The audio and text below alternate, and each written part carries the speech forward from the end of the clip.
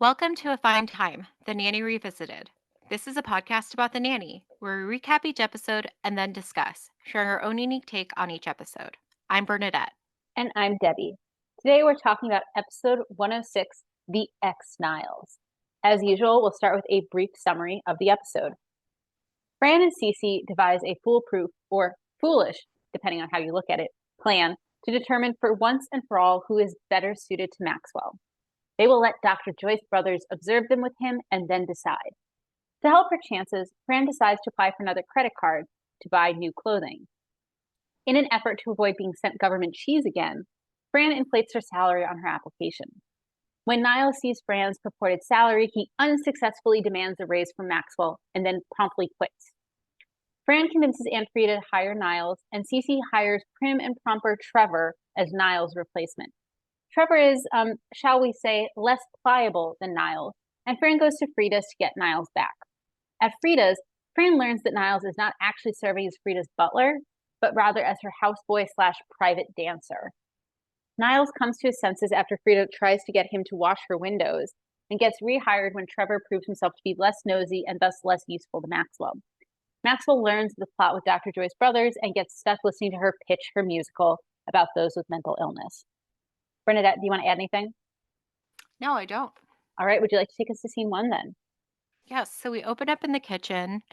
Cece there, Niles is there, Fran is there. Cece is lamenting that she's been on some type of like liquid diet or something for 5 days and she hasn't lost any weight. And Niles, of course, makes the barb, well, that's because it's gin. Mm-hmm. And Cece approaches Fran and is like, how do you eat and stay so skinny? And Fran explains that she has a fast metabolism. Specifically, whenever she stops and thinks about how old she is and how single she is, her heart rate goes up. Her heart races. Mm-hmm. Uh, I've used that line for the you've record. used you have?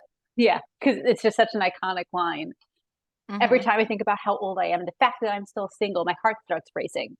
Mhm. Sorry, Yeah. go ahead. And then yeah, unfortunately, in the real world, that does not help with metabolism. But anyway, You burn um, calories faster if your heart's racing. yeah, yeah. So Maxwell comes in and he, you know, says to Niles, "You weren't eavesdropping, were you?" Because he was on a call discussing I believe his income. Was His it net with worth. his net worth? And of course, Niles is like, "Oh, no," like, "It wasn't." And Max was like, "Good, because the French doors were just painted." And if Niles is like, "Oh, I'll have to warn the children." And he turns and we see that he has fresh paint on his jacket. Oh, So no, or it's no, his on his face. face. On his face. So obviously, yeah, he was eavesdropping. And Fran gets up from the kitchen table. "Niles, you have and she's laughing. "You have paint on you." And then we see as the audience, as does the other people there, that Fran also has a similar paint stain Mm-hmm. on her skirt. And Niles, points out, "So do you." Um, but anyway, Niles goes back to trying to defend himself that he's not snooping. He's kind of indignant a bit about that, right? Right, he's too Defensive. busy. Yeah, but Fran, of course, has to let him know, oh, the spy shop called about the night vision goggles. Uh, Mm-hmm. and Maxwell's kind of just fed up with all of the eavesdropping and snooping and everything. And he informs them that he's going to be disconnecting the intercom tomorrow. And Niles is kind of like, not the lifeline.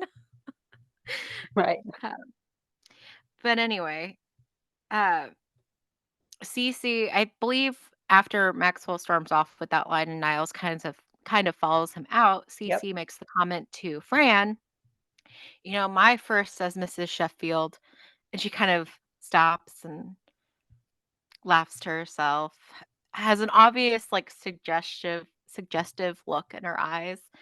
Well, my second act would be, to fire that no good lint what was the second word for Lint that? trap. Limp trap. And of course, Fran kind of scoffs at you as Mrs. Sheffield. Please hang up and dial again. Uh, Right. because obviously Fran's like, "Well, what are you talking about?" Cece's like, I am perfect for Maxwell. I am dependable, respectable, and men are always drawn to my classic Swedish Swedish features. And Fran's like, so you're a Volvo. Mm-hmm. Uh, yeah. And she continues like, unfortunately, Maxwell's, wanting something a little sportier that he can take down the top. And she adjusts her bosom as she says that. Yep. And Cece's like, well, obviously we disagree. What do you want to do? Dress up like pinatas, blindfold Maxwell, give him a stick, and see which one of us he whacks first? Mm-hmm. And of course, Fran's like, no. And she goes on to say, we should get an impartial third party to come in and judge. That was a nice tip to the Mexican culture, tip of the hat to Mexican culture. And Yup. I have to just aside be like, "Mm, is it though?" Yeah, not quite, but okay. Yeah. And then again, he says like third party, like who? And Fran's like, oh, like Dr. Joyce Brothers. She's very smart. She was on Hollywood Square. She knows things. And Mm-hmm. so anyway, we're setting up the whole Cece versus Fran. And I believe at this part, is this one, Yeah, there's a they're cake? yeah, yeah. Is that Sylvia? No, it's Cece. Oh, sorry. Okay. So they're both sitting at the kitchen table, and there's like a fairly large piece of cake. Like, Yep. would you say that it was like kind of like the last bit of the cake, or do you think that was a slice cut? I think it was a slice cut. But it's a very substantial slice, I would Yeah, say. yeah, but it's a nice size piece of cake.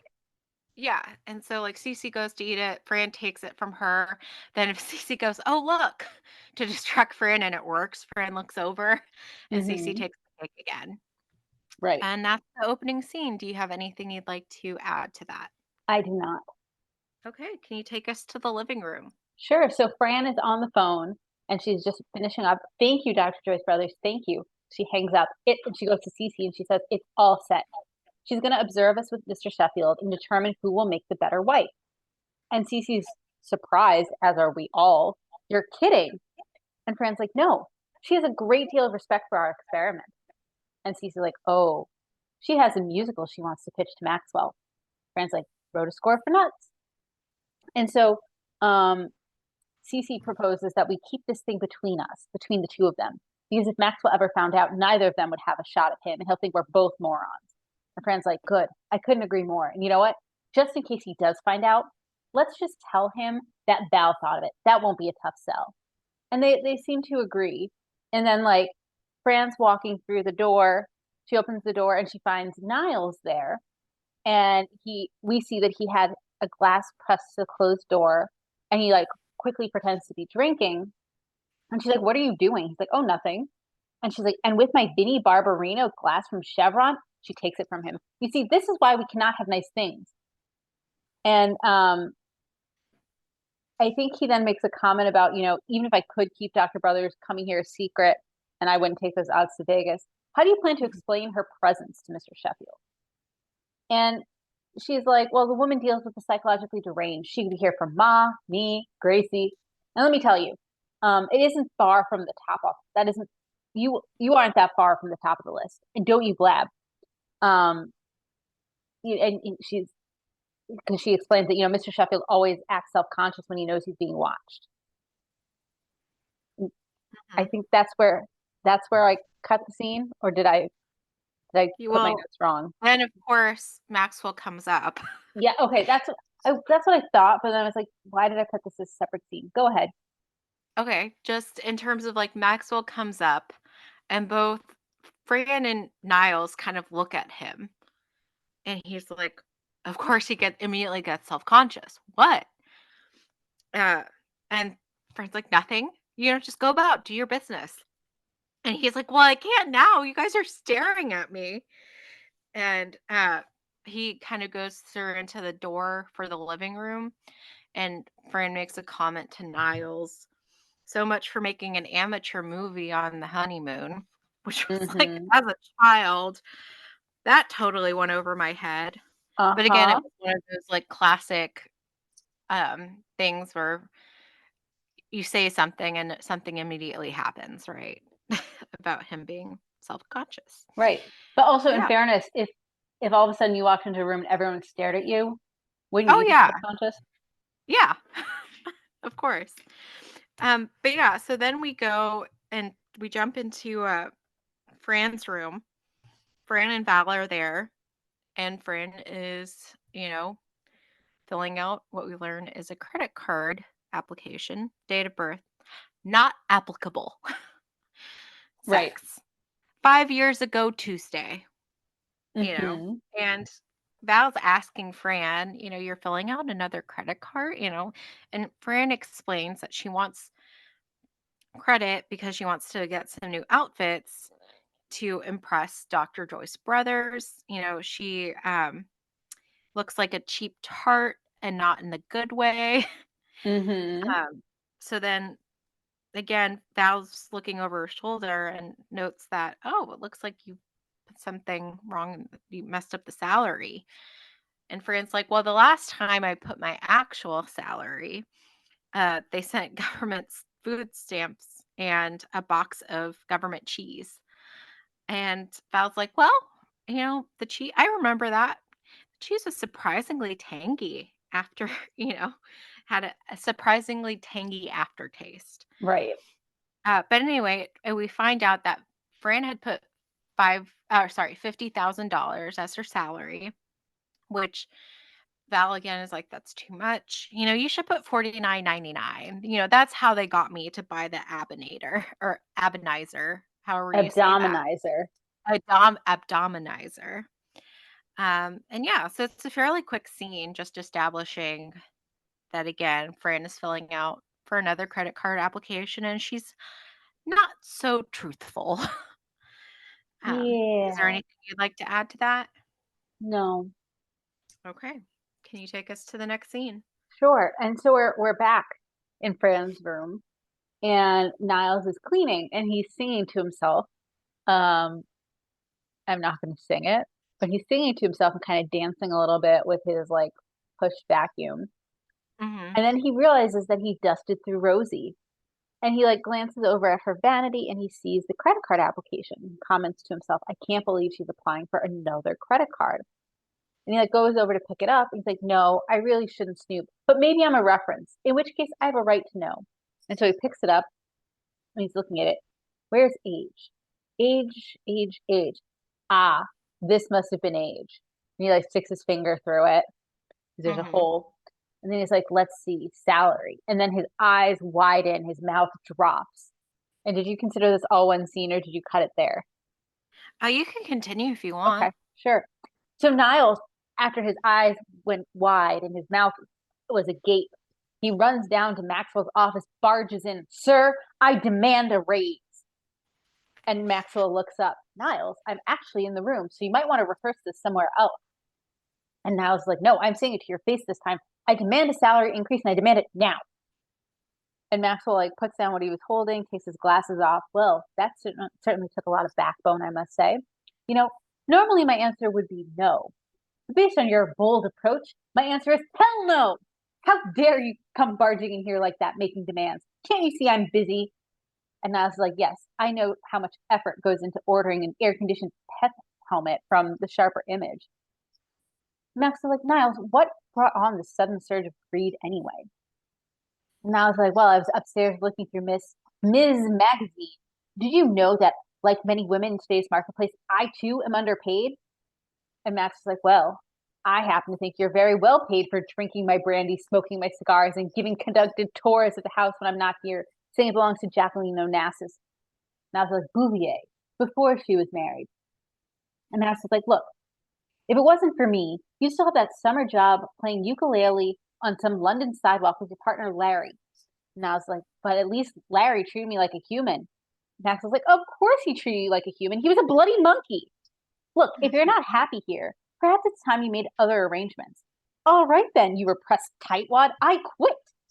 And I think Niles takes off his apron and throws it at Maxwell. And Max was like, good, go on, go and quit then, go. And Niles is walking out of the office. He's like, by the way, there was a call from someone who wanted to back your new show. Max was like, well, who was it? It was, and Niles slams the door. And do you want to cut it Mhm. here? Because I then have this all as one scene. You c you did? I can, yeah, I can keep going or You I can not. I either way is fine with me. Okay, I'll just finish it up. So Okay. Fran is walking by as Niles like storms out of Maxwell's office, and she was like, "Oh my God, Niles, did I just hear you quit?" And she's like, "How can you? How could you? After all you two have been through together? Do you remember when Mr. Sheffield had that horrible contagious flu? You were the only one that he would let in his room." And Niles like, "Yes, it's memories like that that will sustain me until I get to the curb outside." And so Fran walks into Maxwell's office. Mr. Sheffield, you can't just let Niles go. You're making a huge mistake. He's my best friend. And she like approaches him. She starts hugging him, and all of a she's breathing in his pheromones. And she's like, "Oh God, do you smell delicious? What is that? Are you wearing Aramis?" And he's like, "You can forget it, Miss Fine. My mind is made up. Niles is nosy and greedy and surly, and he's gone. Now, as lady of the house, I want you to start finding a replacement immediately." Fran's like, "Come on, you want me to replace my best friend? Oh, the lady of the house? You know, that Niles sure could be surly from time to time." She walks out, Mhm. encountering Cece in that hallway. And Cece's like, "What's going on?" Fran's like, "Niles quit." And she walks away. And the camera stays on Cece, and the light, like a heavenly light, shines down on her, and she gets this beautiful happy smile on her face, and she mouths, "Thank you." Mhm. Do you want to add anything?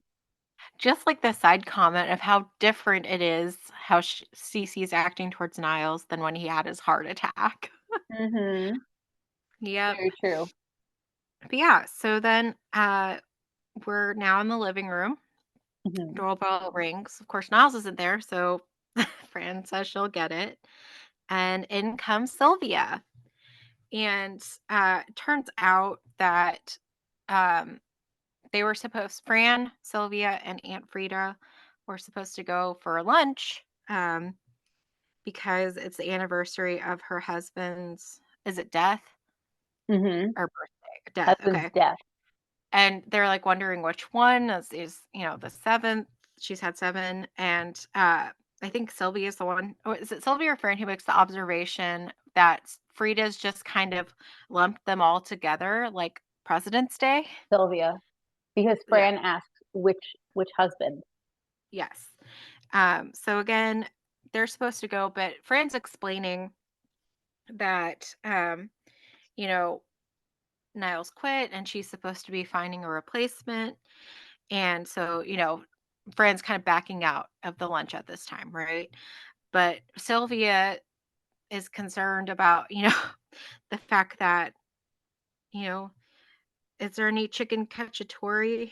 It's like, she's like, I can still smell it. It's like losing a limb. And Sylvia has her right arm out, kind of like dangling to emphasize that point. Mm-hmm. Um, but anyway, Sylvia is like very grumpy, or like, how would you describe it with respect to Frida? Because they're always kind of combative, right? They are. Or passive aggressive. I'd say they have long-seated animosity. Yeah. Because again, there's the comment about, oh, my sister in law Frida, now that she's a millionaire, all Let's this see if stuff. she And brought she asks, cake. yeah. And for Fran's like, cake? Like, why would you need cake? Oh, for the cab ride. Mm-hmm. Anyway, Aunt Frida arrives. She and Fran do like the mwah, mwah, exchange. And then, of course, Sylvia and Frida do a very unenthusiastic. Mwah. Yeah. And they're trading barbs throughout, Mm-hmm. because again, like Frida makes a comment about Sylvia's hair and like, oh, it's good to be a little softer in your older age. And Sylvia, shoots back like your tuchus. Mm-hmm. Um, Frida asks, "Oh, where's your hunky butler?" And again, Fran explains the situation. And Frida also asks, "Oh, is there any chicken cacciatore in a Ziploc somewhere?" Mm-hmm. Uh, and Fran starts to be like, um, "Frida, like, could you do me a favor?" And she's like, "Oh, Franella, Franella, Ranela. yeah." And she takes out her purse, takes out money, some cash, and hands it to her. And she says, does she say your mishpak? Mishpucha. How do you say that? Yeah, Mishpucha. yeah. And friend like takes the money and she's like, oh, I wasn't asking about that. I was just asking if I would just think you should hire Niles. But she takes the money and she like puts it in her bra strap. Um, and but Frida at first is like, oh, a butler, I'm not comfortable bossing people around. And of course, she immediately orders Sylvia. Uh, I didn't write down specifically what she ordered Sylvia to do. Yeah, so she ordered Sylvia a cold drink. Move it. Okay, and then Sylvia, of course, kind of narrows her eyes. I'll dance on your grave someday. Mm-hmm. Wow. So then, um, Frida makes a comment about all of her lardo pieces, and Mm-hmm. Sylvia's like, no, it's Leledra. I don't know how to actually pronounce. Yatro, I think is what she said, but I don't And know. yeah, but then I have it spelled down like according to the closed captioning, it was Lladro with like a Yadro? yeah, something. Yadro? I don't know. And Frida's like, you can pronounce it, I can afford it. Mm-hmm. Yeah. But then Maxwell comes in and informs Fran that Cece has actually found someone with sterling credentials. So Fran's kind of off the hook for trying to find someone. And Maxwell thanks Cece before heading out, and as he's departing, Cece's like, "You're welcome, honey." Mm-hmm. And uh, again, Cece's kind of preening, like Dr. Brothers would, appreciate that. Um, that I, essentially was the one who picked out the staff. And Fran's like, "You win. When we get married, you can hire all of the help." Mm-hmm. So she hasn't backed up off on that. Nope. But anyway, Fran returns to her conversation with Frida and Sylvia, explains, okay, now she can go. She's available since she no longer has to look for a new butler, but they still have to figure out where to go. And Frida, I think, is the one who recommends Mexican, but then Sylvia shoots that down, saying that she's more in the mood of like, I think it's matzo ball soup, right? Mm-hmm. Yep. Um, and so like Fran kind of cuts in and says, "Oh, have you heard of Casa de Casa de Hid-" Hadassah. Yeah. And that seems to get both of them in agreement and they talk about, oh, the tequila sunrise and sunset and all that kind of stuff. And they Mm-hmm. leave to go off to lunch. Do you have anything you'd like to add to that scene? I don't think so. Okay, can you take us to the kitchen? Sure. So here we finally see the butler that Cece recommended that Maxwell hire to his sterling credentials. Cece's showing him around. And finally, Trevor, this is the kitchen, your domain. We have the butler's pantry on the left, the wine cellar on the right, and the trampy nanny on her ass. And Cece kind of disappears, and Frank gets up and talks to Trevor, saying, let's just get one thing straight right off the bat. You took my best friend's job, so you and I are not going to be compadres. And he's like, well, as long as we're being honest, I don't want your mother dropping by incessantly. A woman her age should be retired and living in a warm climate. Well, apparently those are the magic words. Friend's like, I got 2 tickets for rent Saturday night. What do you say we go together? Trevor ignores that, continues with his rant. And as for your attire, it is inappropriate for the nanny to be seen in such revealing outfits in front of the master and the children. And Fran's like, oh, please. If I wanted to be revealing, I could have unbuttoned these buttons and I wouldn't have worn a bra. And she like starts opening her shirt. Oops, peekaboo. Mhm. And in come Gracie and Maggie. And Maggie wants to know, how can you stand him? I mean, he's so cold and stuffy and repressed. And Fran's like, oh, I know, honey, but he is your father. Oh, you meant Trevor. Trevor notices them. He's like, why are you children still here? You should be in school. And Gracie explains that Fran's taking us to Mari Povich to see that 80-pound baby. She tries to hand him some money here. Dad doesn't need to know. He's like, excuse me, but I cannot be bribed. And he walks away. And Gracie's like, oh, this one's going to be trouble. Do Mhm. you have anything you want to add? Nope. All right. Would you like to take us to Frida's house?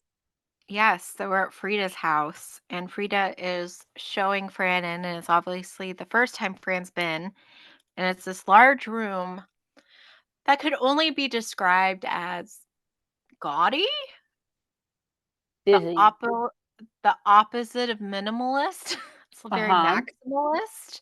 I Yep. mean, a lot of patterns, wallpaper, furniture, all that kind of stuff. And Frida even says it took forever to paper all of the carved mahogany walls, which is like Mm-hmm. oh, um, and she also tells Fran that, "Oh, don't worry, like once I get my furniture out of storage, I'll fill in the bare spots." Um, but yeah, so Fran is there because she wants to get Niles back. And Frida, though, is not so inclined. Um, and we hear booty call, Mm-hmm. and in comes Niles, like in a robe. Like, Mm-hmm. how would you describe? Like, I think we need to kind of discuss his outfit to I set the agree. tone. But it kind of like a robe or like silky. How would you I describe would it? actually describe it as kind of like plush. Oh yeah. Like it's this like burgundy, dark red. Um, it's like yeah, it's like a deep red slash burgundy velvety robe with like satiny trim that's like orange-ish. Uh huh. And it And it kind has of matches what Frida's wearing a uh-huh. bit. Did you notice that his has an N embroidered on it? Oh, I didn't notice that I, detail. I assume that Frida's had an F, but I didn't notice affirmatively. Mhm. Yeah. I mean, it's obviously not his usual butler attire, Uh uh right? uh. Not at all. And of course, as soon as Fran sees him, she goes, "Niles, you hussy, you." Hmm. But I can't recall. Oh, no, no. Frida's still kind of there, but Fran's closer to Niles, and um, he holds up his hand, and on his, I believe it's his pinky, he has a ring, Hmm. and Fran looks at it, a diamond ring, and then he like smiles. A dental plan? Um, and Niles proceeds to say that he's a shagadelic baby, Hmm. which is uncomfortable. But anyway, Uh-huh. uh, but we learn he's like more of a private dancer, right? Not so much She a refers butler. she refers to him as her private dancer. Yep. It just And it's creepy all around. I'm sorry. yes. And is it at this point that she indicates she's going to go run the bath, Yes. or is it a little later? Um, yeah, that's about when she does it. Yeah. Yeah. So Frida Although I basically. guess the only other thing that happens before, I think, um, no, you're absolutely right. Sorry, sorry. My notes are wrong. Continue. I mean, like, so basically, Frida she's very suggestive and all that stuff that she's going to run along and start the bath. So don't keep her waiting, you know, for her private dance and all that stuff. And I'm just like, the entire time, I'm like, what is happening? Hmm. Um, but yeah, so Fran kind of I think Fran is that when she starts, talking about, like, how like, noting his outfit, and you're not supposed to Hmm. have a So she says, Niles, I don't believe you. Dressing up in sexy clothes, throwing yourself at your boss, it's sick. Sick, sick, uh-huh, sick. yeah, and, like, of course, the irony there, Hmm. but yeah, because, you know, I have in my notes, "What do you mean, same thing?" Is that a part of that conversation? Yeah. So he says to her, but it seems the only way I can make your high salary is to shake my groove thing with Aunt Frida. And she's like, what do you mean? My high salary? He's like, I saw your credit card application. You put down that you make Oh, yeah. $50,000 a year. And that's when And she she's like, says, "It's the same thing as her age," or yes. telling Mr. Sheffield she's 29. "I'm seeking approval." Hmm. Yep. Um, and so, again, she's, like, wanting him to come back, because now, obviously it's resolved, the misunderstanding regarding the salary. But he goes on and say, "Well, I'm tired of constantly being called a snoop and all of that. I have some dignity." And of course, it's at this time when Frida kind of yells to Niles, requesting that he wear the velvet speedo with the bullseye. Hmm. Um, yeah, and but Niles is like, "Well, I'm not going. It's too late. I've made Frida's bed, and now I have to lie in it." Hmm. And, well, fine, and I don't know if it's before basically Fran Niles says, leaves. yeah, and Fran comments, "It's been 5 years and I still haven't slept with, you know, my boss." And then she goes to herself, "It's official, I'm a schmuck." Hmm. But yeah, so that was the uncomfortable scene. Did you have anything to add? No, no, I'll just reiterate your discomfort. Yeah. Would you like to take us to the next scene? Sure. So Trevor tells Cece that I fixed your drink, Miss Babcock. I thought you might be nervous about Dr. Brother's visit. I hope she picks you. And I think they're in the kitchen. Um, no, they're in the living room. I take that back. They're in the living room. And Cece says to Trevor, Trevor, it doesn't matter. I'm not going anywhere. Nanny fine, maybe dumb enough to honor our deal, but I'm in show business. My promises don't mean squat. And in comes Fran from upstairs. And here's again one of those times where we need to talk about what she's wearing. Uh-huh. Um, I'll give Cece's description first. A Mhm. cheap, dowdy, matronly sack. She's wearing this like cream colored suit with black trim, a black turtleneck, pearls, and then a white pillbox cap on top. Mhm. It's a white, or I guess cream or white, kind of hard to tell. Matching hat, and it's a skirt suit. Cece Mhm. sees her and says, Nanny, fine, that is low. And Fran's like, well, I had to pull out the big guns. You went to finishing school. I had trouble finishing school. And that's when Cece tells her that she looks ridiculous and describes the outfit exactly as I just quoted. And then in walks Joyce Brothers in the exact same suit. Cece notices this and says to her, on you, it sings. Hello, and introduces herself. Cece Babcock, everyone's choice for Mrs. Sheffield. And then Fran greets Dr. Brothers. Good to see you again. I don't want you to feel any pressure at all to pick me, just because I could get Mr. Sheffield to listen to your score for nuts. And Dr. Joyce is like, I'm a professional, dear. You can't play passive aggressive with me. And then Fran's like, oh, well, what do you say to this? And she tries slipping her some money.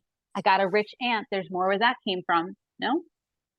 Um, and Cece steps in. Dr. Brothers, you don't need her. I I am in show business. I can arrange that pitch meeting with Maxwell. I promise. Mhm. And then at that moment, Sylvia comes walking down the stairs, and Fran's like, Ma, where did you come from? She has, And like, her shoes in her hands, right? yeah, she's like holding her shoes. She looks a little disheveled. And of course, by the way, the person who opened the door before was Trevor.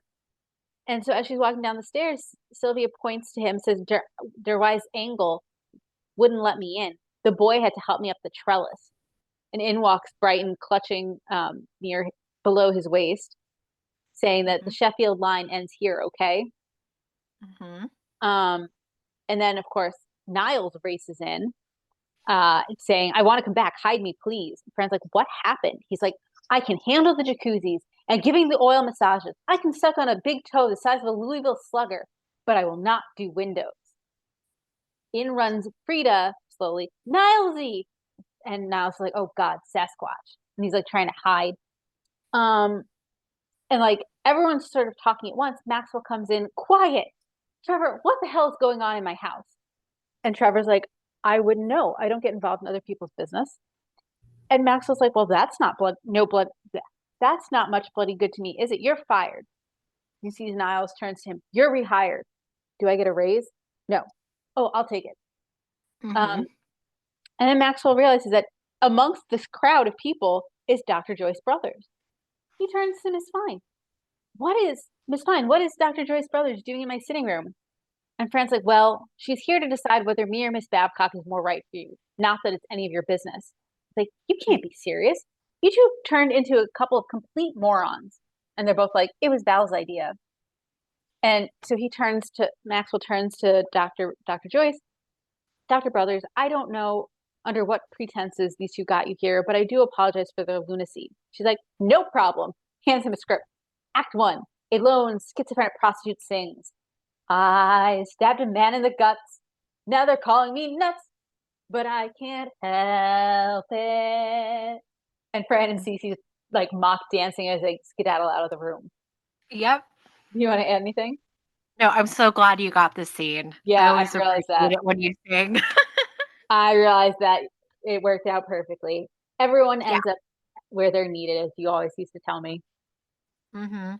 All right. And yeah, so that we only have a little tiny scene at the end where we see Niles coming into the office with presumably 2 tourists, and he starts saying, "And this is where Miss Bouvier," and Maxwell, who is on the couch laying down, jumps up, "Niles!" And of course, Niles quickly rushes the people out. Tour's over, and No that's the refunds. episode. Don't forget Huh? the no refunds. Yep, no refunds. And that's the episode. Yeah. So, I feel any like there kind are of things to talk about before we get into our sticks. yeah. I'll let you start. As previously stated, that whole arrangement with Frito is pretty uncomfortable. Uh-huh. I don't know. I have a question for you. Like, do you recall as a child watching this and what you thought, or has it been too long and you've It's seen been it too too many long times? and I've seen it too many times. Okay. Because again, I don't know as a child how I would have like taken this episode. Um, I'm not gonna lie, as an adult, I'm not fully certain exactly how much Niles has actually done. It sort of is indicated that he's sleeping with his boss, but then at other times it's indicated he's doing less than that, but still inappropriate physical things. yeah. Either way, it's uncomfortable. Yeah. I mean, and again, to have him at the end saying things like he'll suck a toe the size of a Louisville slugger, I'm just like, oh, Yeah. yeah. But he does like Windows when he can use it as a pretense for eavesdropping.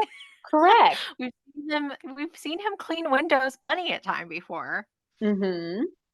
We've seen Um, Maxwell get annoyed at him when he was cleaning windows because it made too much noise. yeah. It's just I have a query for you. I hope I have an What did answer. you think of Maxwell overall in this episode? I mean, he's sort of reactionary, which is not ideal. Um, he just sort of seems kind of like a bumbling buffoon a little bit. I don't really, Mhm. I don't think this is his best work. He's pretty prickly, I would Yeah, say, throughout, like, yeah. from the get-go. Um, and I wasn't much of a fan in terms of how Niles asking for a raise made him greedy, um, because, I mean, I think it's fair for an employee, especially a long-term employee like Niles, to be able to ask for a raise without it being like, "How'd you get so greedy?" When obviously Maxwell has a large net worth, right? Mhm. So I thought that was interesting that he categorized it in that manner. Well, in fairness, we have seen I don't wanna say now as being greedy, but we have seen him being cheap, Mhm. right? Like, we know that we had that episode, I think it was the Hurricane Fran episode, where they decided to take separate vacations, and then, uh, Cece and Niles ended up on the same Caribbean island, and, like, Cece made the Mhm. comment about how, like, he never tries to break a buck, he lives in Maxwell's house, eats Maxwell's food, et cetera, et cetera, et cetera. And Maxwell is right that Niles does drink his brandy and smoke his cigars. We've seen that too. Mhm. So Yeah. I think neither of them is. I don't think either is perfect. Yeah. Yeah. It's not like he's an exemplar. um, but he does do things, and we've seen him do things. True. Um, He cooks. and yeah, uh, often, especially for Sylvia. Uh huh. For Maxwell's um, business dinners. Yeah.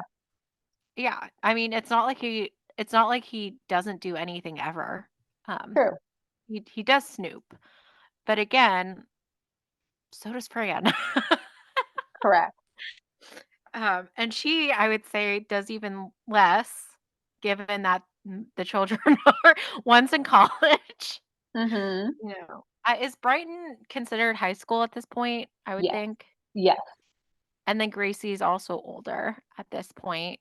So, um, but anyway, it was kind of interesting. Um, I felt like Dr. Joyce Brothers was also just kind of shoehorned in at the end. Like she wasn't there for long.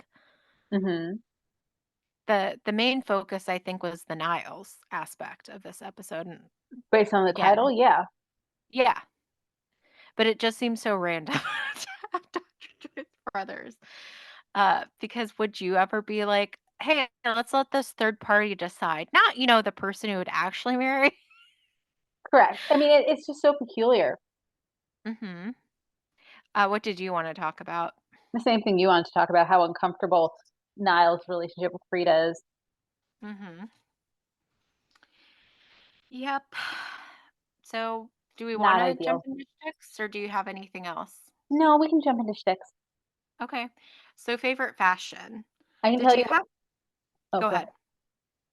I don't You first. think I like anything that anyone wore except for maybe Val's green suit in Fran's bedroom. Mhm. How about you? I personally didn't mind, the outfit Fran and Dr. Joyce Brothers wore. It seemed classy. It seemed like a Jackie O kind of outfit, Well, didn't I it? guess a little bit. Um, but I did kinda wanna point out I wasn't really a fan of, what Fran's outfit was, when she's meeting Trevor for the Mhm. first time in the kitchen. So she is wearing, first of all, like, a dark bob wig, Mhm. and she's wearing, like, Chinese-inspired Mhm. outfit, and it just, especially with the wig, just seemed a bit culturally appropriating. I Mhm. know for a time, especially I think in, like, the '90s, early 2000s, there was a trend with, like, people wearing Oriental style Clothing. dresses. Yeah. Um, but, I don't know. Like, I don't know if you had any thoughts on that either, but it's just interesting given also the comment earlier in the episode about having a nice nod to Mexican culture Mhm. about the empanadas. I'm like, I don't know. Did you have any thoughts on that or no? I didn't, but you're right. I mean, when you see that dress, you I did think it was Asian inspired, Mhm. and also a little dated, but that's a different shtick. Um, Mhm.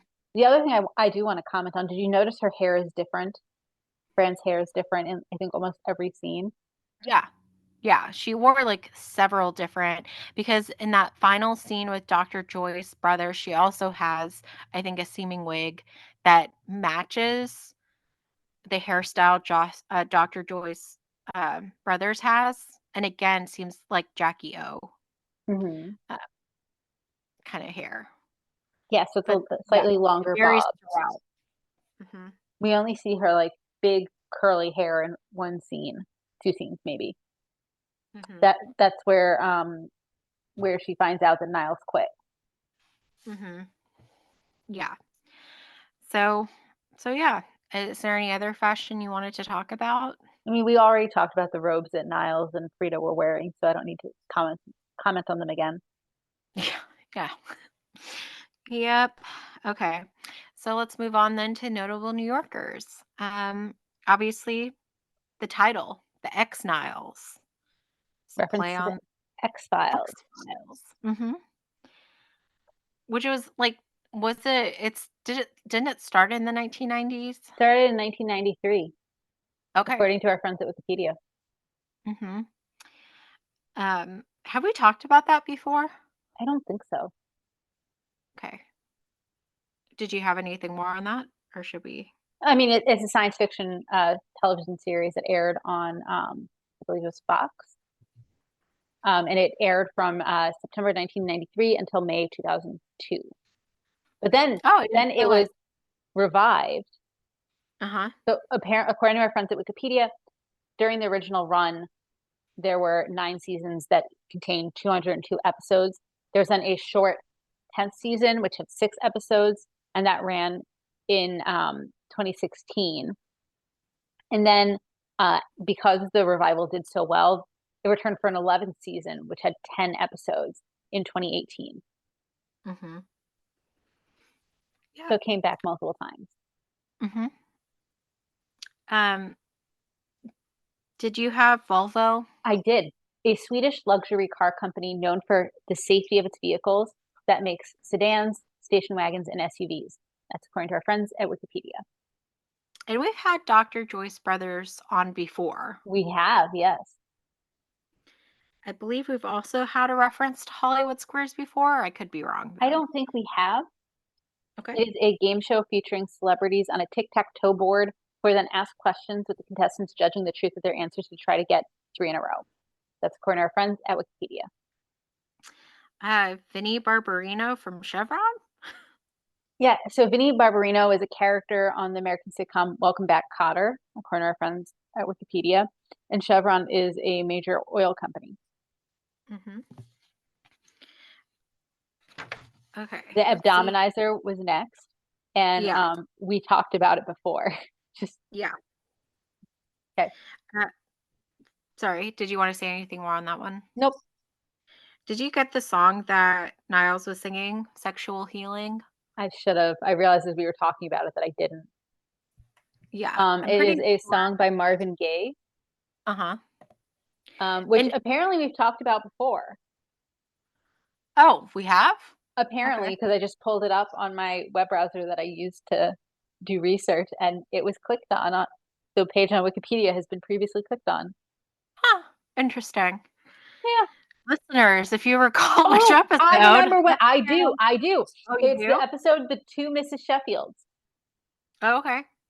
because that's the episode where Maxwell proposes to Fran in front of his mother, and then Fran tells Sylvia that they're going to get married, and she pulls out the like wedding planning book that she and Fran had filled out like years ago, and Hmm. Sylvia asks her, "Do you still want to dance your first song, The Sexual Healing?" Ah, okay. And then we've had Rosie before as well. Uh-huh. Especially when Fran was a regular commentator on that show. Uh-huh. Hmm. Did you put anything related to Sharper Image or no? The Sharper Image. It's an American brand offering consumers high-tech products. It was originally founded in 1977 before going defunct in 2008 and relaunching in 2010. And that's according to our friends at Wikipedia. Is there such a thing as Miss Magazine? Yes, there is. Ms. Okay. Magazine is, and I quote, the first national magazine to make feminist voices audible, feminist journalism tenable, and a feminist worldview available to the public. That's according to our friends at msmagazine.com. Jacqueline Onassis. Also known as Jacqueline Bouvier and Jackie Kennedy. She was Hmm. JFK's wife and his first lady. There's a reference to Jack Kennedy, the very last scene, that used JFK. He was the first Catholic and youngest person elected president of the United States. Hmm. and he was famously assassinated during um, True. his term. So yeah. Um, did you? Is it? I'm gonna Aramis. mispronounce it. Yes. The first luxury men's fragrance that was available widely in department stores. It was introduced by Estee Lauder in 1964. That's according to our friends at Wikipedia.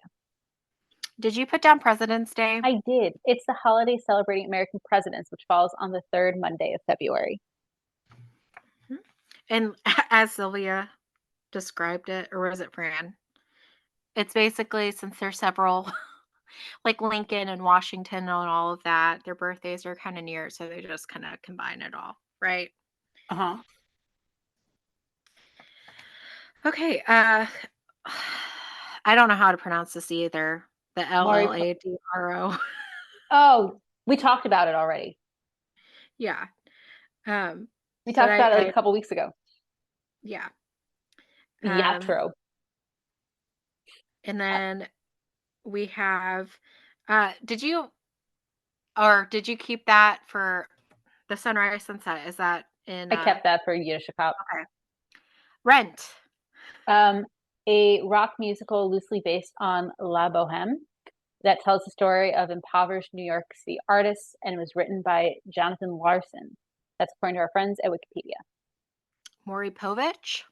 He's now a retired television personality who's known for hosting the talk show Maury for 31 years. He started in 1991 and ended in 2022.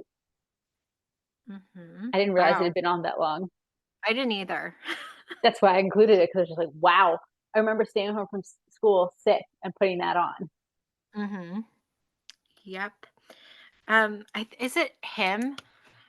One of those shows, I think they have an actual like game um where you have to try to be not the father because the show it famously there's a lot of times like paternity tests Mm-hmm.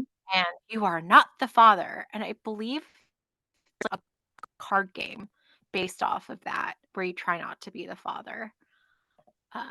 So yeah. Anyway, that's an aside. Um Fascinating. yes.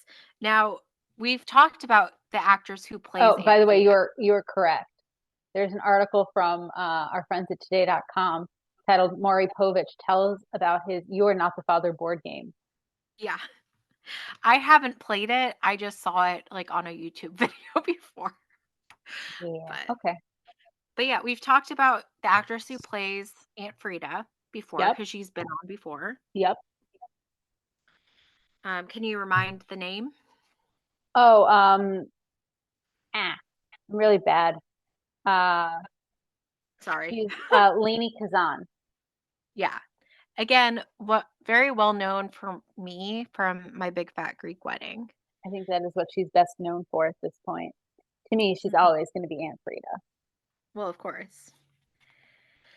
Um, let's see.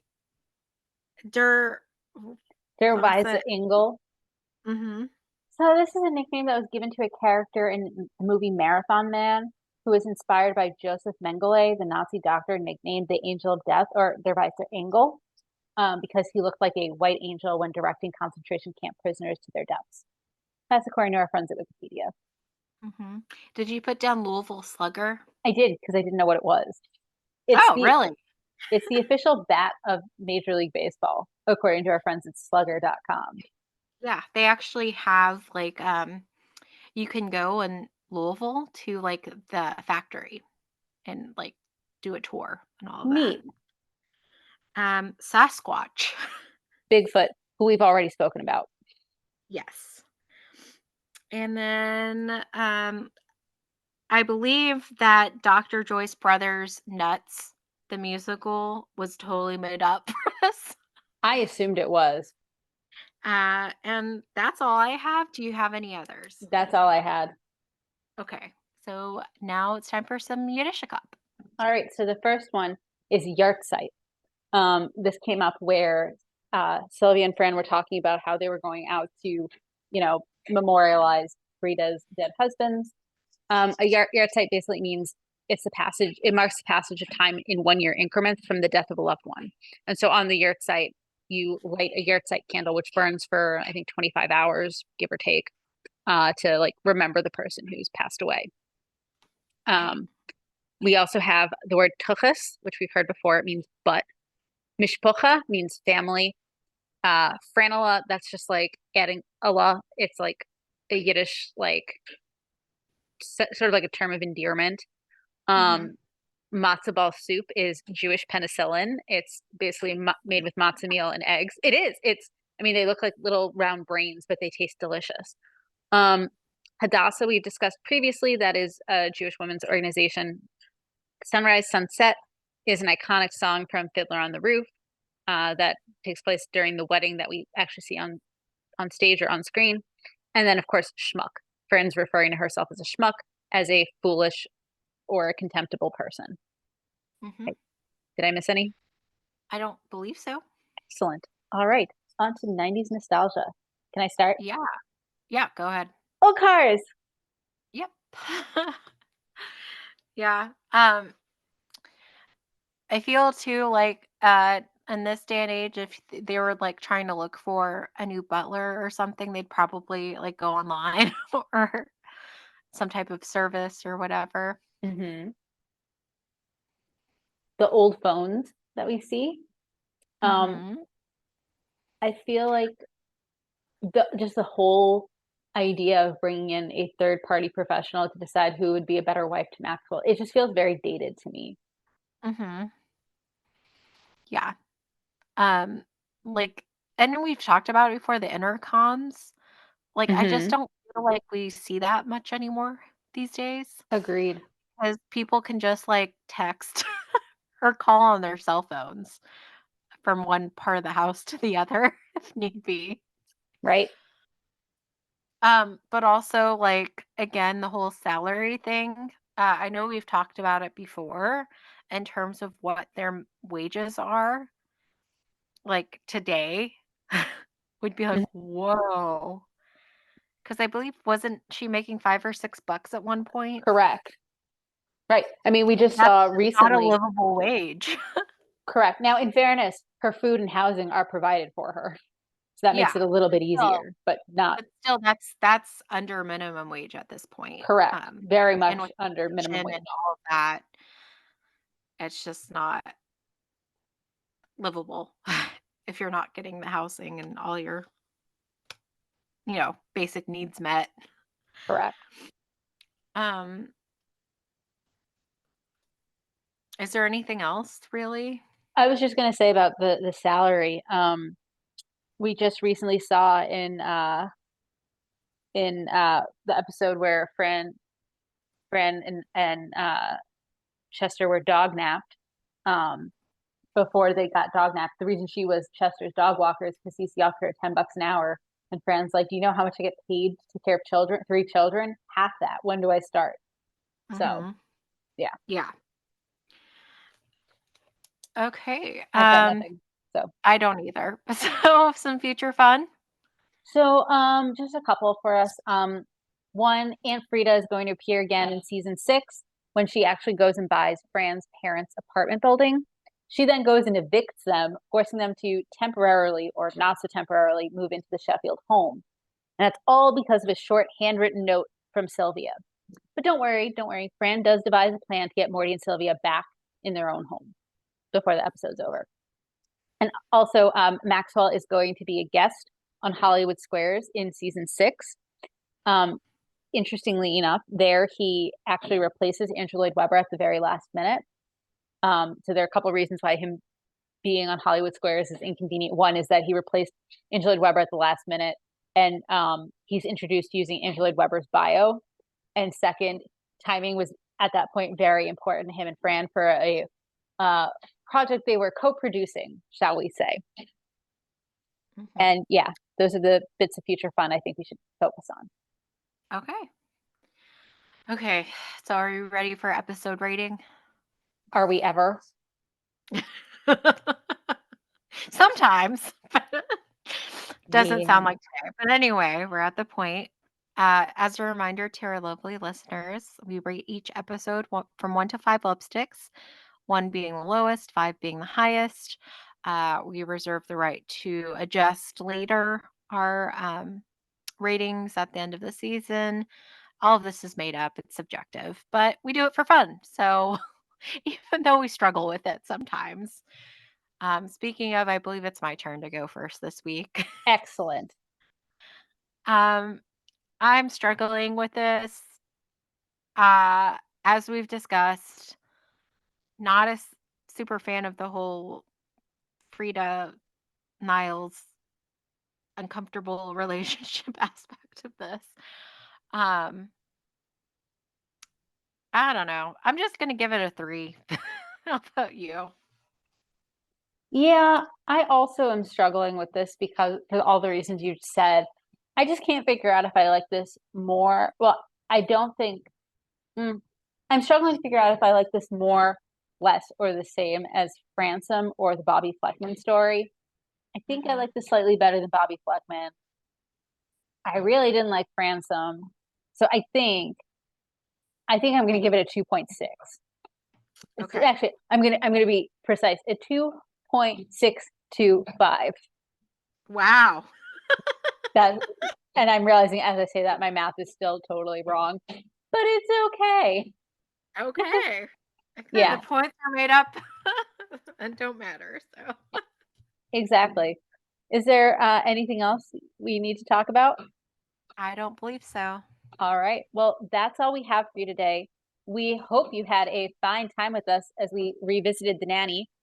Join us next time when we'll be discussing episode 107, A Decent Proposal. If you'd like to reach us on social media, you can find us on Twitter at Nanny Revisited. You can also send us email at afinetimenannyrevisited@gmail.com. Have a great week.